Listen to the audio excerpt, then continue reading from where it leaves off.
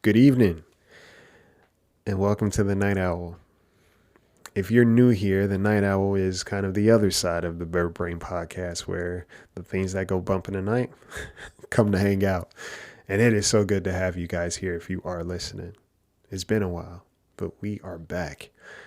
I just want to let you know content may contain adult language and scenarios that may not be suitable for all audience members, so listeners' discretion is advised.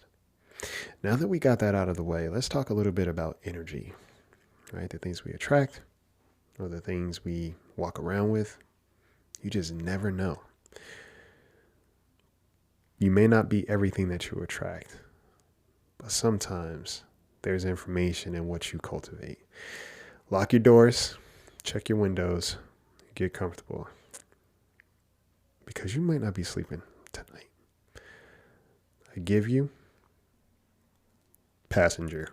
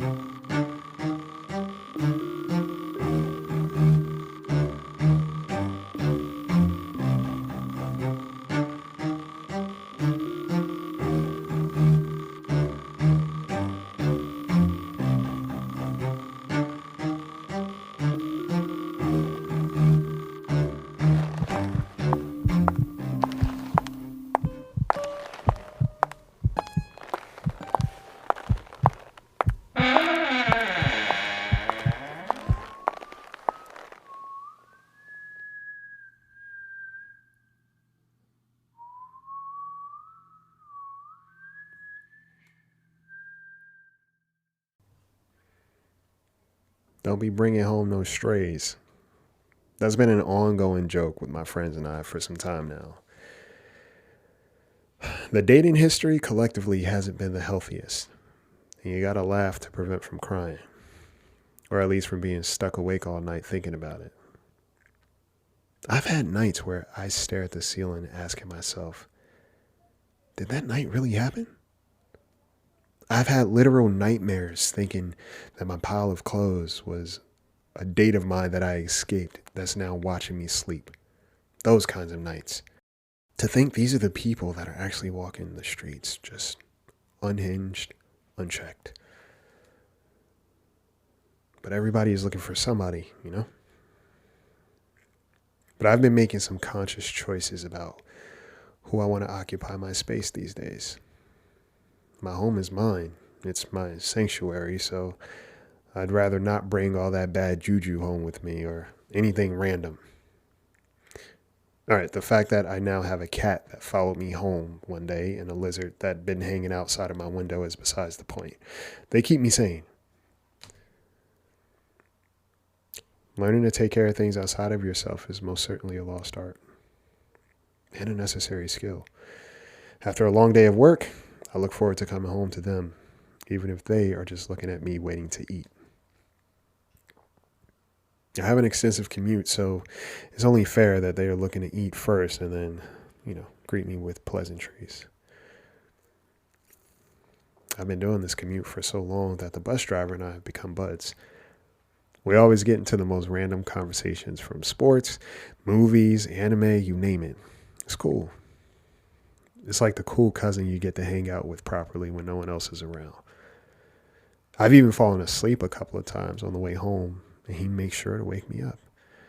I'm his first stop in the morning and the last one on the way back.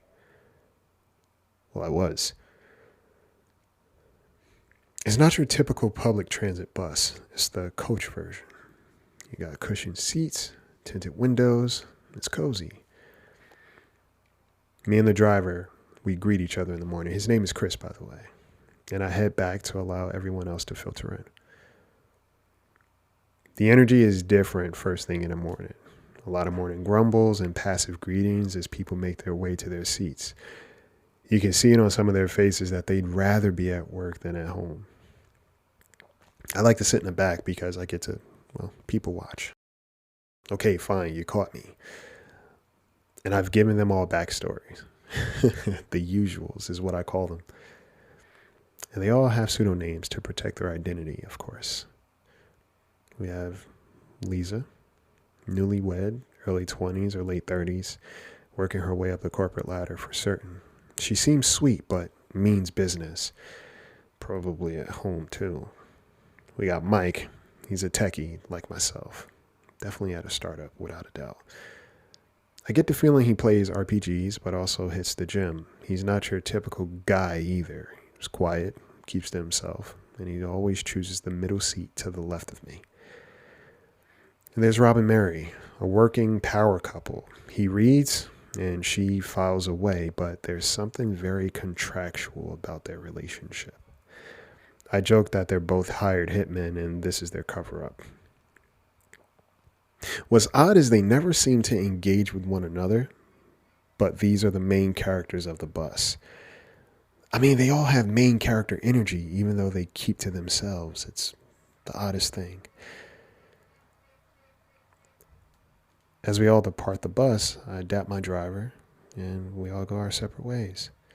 Well, Mr. and Mrs. Smith and I just so happen to work in the same damn building, but I don't even know their names. My friend and I, we love getting into these rabbit hole conversations about spirits and parallels, so she's convinced that it's a reason for it all. There's a tether of some sort, she says. I don't know. It's weirdness, of course. I just assume they're aliens. Every day after work, we all head back to the same bus. Same Chris, and even the same seats. But I notice at night there's been someone left on the bus that I've never noticed getting on. He sits a couple rows behind me on the opposite side. And I never care to turn around, but sometimes I do feel like I'm the one being watched and given backstory. Gives me a bit of the creeps. The next morning, our mystery man is never there, but always there at night. And I've ignored it as best as I could until I couldn't. It was the last day of the week and the bus was deserted on the way back. Most of the people stay in the city because they have social lives that they need to tend to, so there aren't as many drop-offs, which means I get home to my buddies faster. And they appreciate it as well. I decided to sit up front this time and talk to my guy about a little of everything. We finally got to my stop and I was getting off and I told him I hope he enjoys the night after his last stop. He looked at me funny and said, "You are the last stop, as always." I asked him about the guy in the back and he said he's never dropped anyone else off after me. I described him and he'd never seen him. He wished me a good night and drove away. And as he drove away, I swore I saw someone sit down in my usual seat. I got home and deflated. And it was a smooth night. I went upstairs and I finally went to bed. But that's when I woke up in the middle of the night. What I thought was my pile of clothes trying to scare me wasn't clothes at all, but would look to be the same guy from the bus.